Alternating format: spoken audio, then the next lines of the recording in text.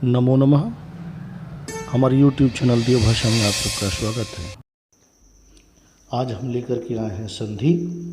तो आज हम लोग पढ़ेंगे संधि के बारे में। तो सबसे पहले हम जानेंगे संधि की परिभाषा।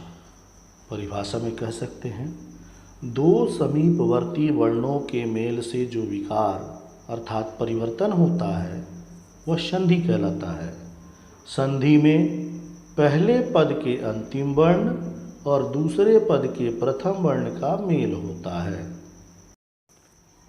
अब संधि के उदाहरण, देव जोड़ आलयः हो जाता है देवालयः।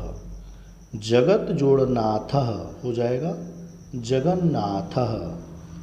मनः जोड़ योगः ये हो जाएगा मनोयोगः। अब जानेंगे संधि विच्छेद ये क्या होता है। संधि के नियमों द्वारा मिले वर्णों को फिर से मूल अवस्था में ले आने को संधि विच्छेद कहते हैं। अब जानेंगे संधि विच्छेद के उदाहरण। जैसे होता है परीक्षार्थी, तो इसका होगा परीक्षा जोड़ अर्थी। वागीसः, तो इसका होगा वाक जोड़ ईसः। अंतःकरणः, तो इसका होगा अंतः जोड़ करणः। संधि के भेद।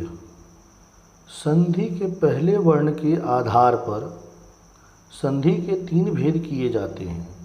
पहला स्वर संधि, दूसरा व्यंजन संधि और तीसरा विसर्ग संधि। स्वर संधि।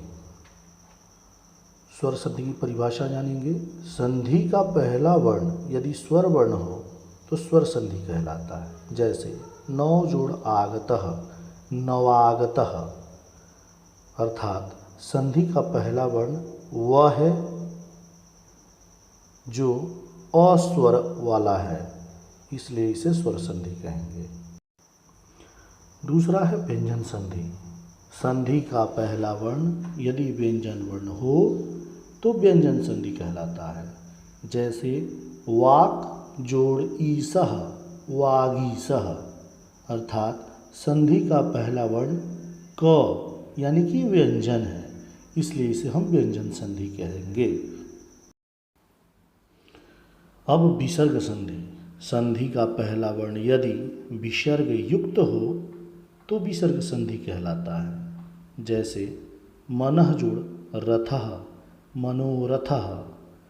इन संधि में संधि का पहला वर्ण न के साथ विसर्ग है, यानी कि न विसर्ग युक्त है, इसलिए यह विसर्ग संधि कहलाएगा।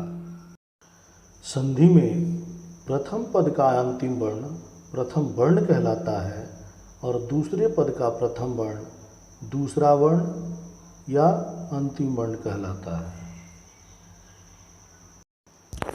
तो इस वीडियो में आपने जाना संधि के बारे में और उनके भेदों के बारे में। अगले वीडियो में हम पढ़ेंगे स्वर संधि।